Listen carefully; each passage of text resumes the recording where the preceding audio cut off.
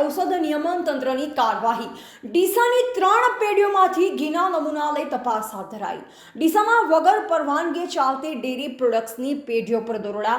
પરિવાર કવિરાજ અને શ્રેષ્ઠ નામ ધરાવતા ઘીનો જથ્થો કરાયો સીઝ। તંત્ર દ્વારા 1444 કિલોગ્રામ ઘીનો અંદાજિત ₹8,28,490 કિંમતનો જથ્થો જપ્ત કરાયો। ખોરાક અને ઔષધ નિયમન તંત્ર પાલનપુર વર્તુળ કચેરી દ્વારા ડીસા ખાતે શંકાસ્પદ ઘીની તપાસ અંગે વિશેષ કામગીરી હાથ ધરવામાં આવી હતી।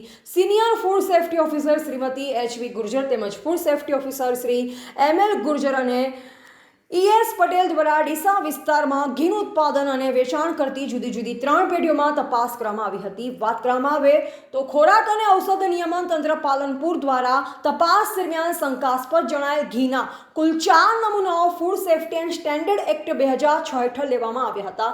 તેમજ કુલ 1444 કિલોગ્રામ ઘીનો અંદાજિત ₹8,28,490 કિંમતનો જથ્થો જપ્ત કરવામાં આવ્યો હતો। તપાસ દરમિયાન સંબંધિત પેઢીઓ માન્ય પરવાનગી વિના ધંધો કરતી હોવાનું પણ સામે આવ્યું હતું।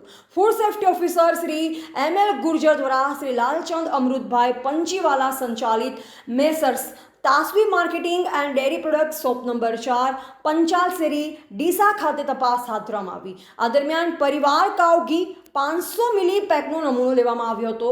તેમજ 448 કિલોગ્રામ ઘીનો ₹2,68,800 કિંમતનો જથ્થો જપ્ત કરવામાં આવ્યો।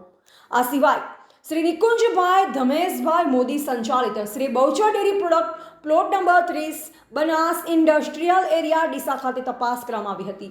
તપાસ દરમિયાન કવિરાજ કાઉ ઘી 15 કિલોગ્રામ પેક ટીનનો નમૂનો લેવામાં આવ્યો તથા 449 કિલોગ્રામ ઘીનો ₹2,51,440 કિંમતનો જથ્થો સીઝ કરવામાં આવ્યો। Food safety officer Shri M L. Gurjar અને E.S. પટેલ દ્વારા શ્રી રાહુલ કુમાર દિનેશ કુમાર પાવાલા સંચાલિત Messrs Jayveer marketing and dairy products Deesa ખાતે તપાસ હાથ ધરવામાં આવી હતી।